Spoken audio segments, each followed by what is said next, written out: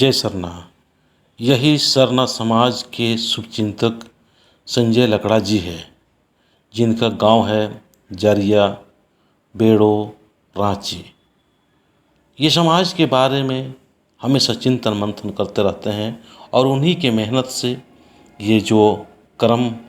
क्यों मनाते हैं उस कहानी को मैं दिखाने और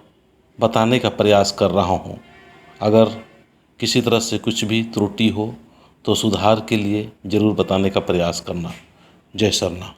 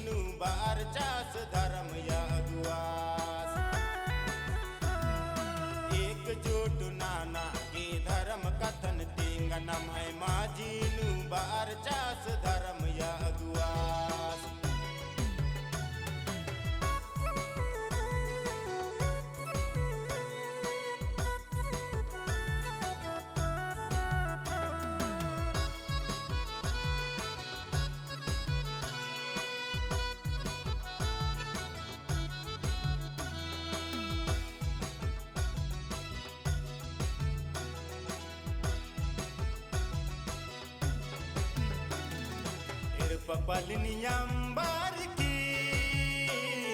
धर्म डरन ये कागे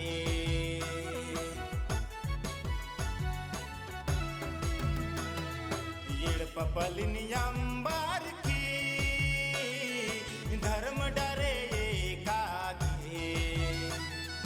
कुत्ता लग 10 पत पाता कुत्ता लग 10 जाला जाला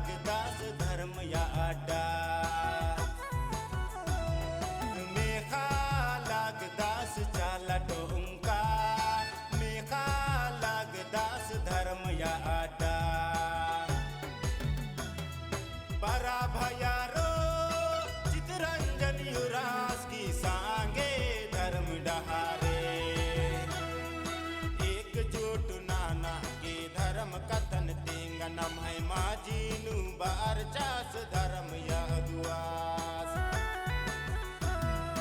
एकजुट नाना के धर्म कथन तेंगन है माझीनु बार चास धर्म या दुआस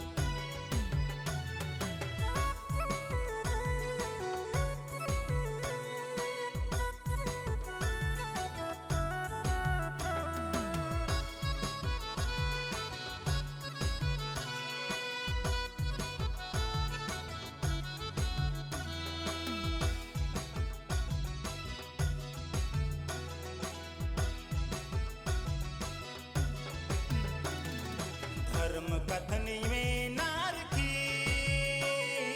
नसायमनि अंबाती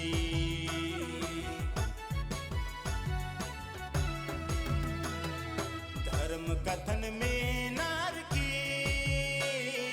नसायमनि अंबाती सोच आलाग नार अपन समाजान इरा लागनार धर्म डहारे सोच लागनार अपन समाजान इरा लागनार धर्म डहारे बरा भयारो चितरंजन युवराज की सांगे धर्म डहारे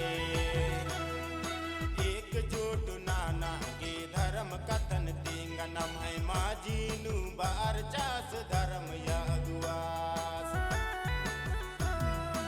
एकजुट नाना के धर्म कथन तेंगनम है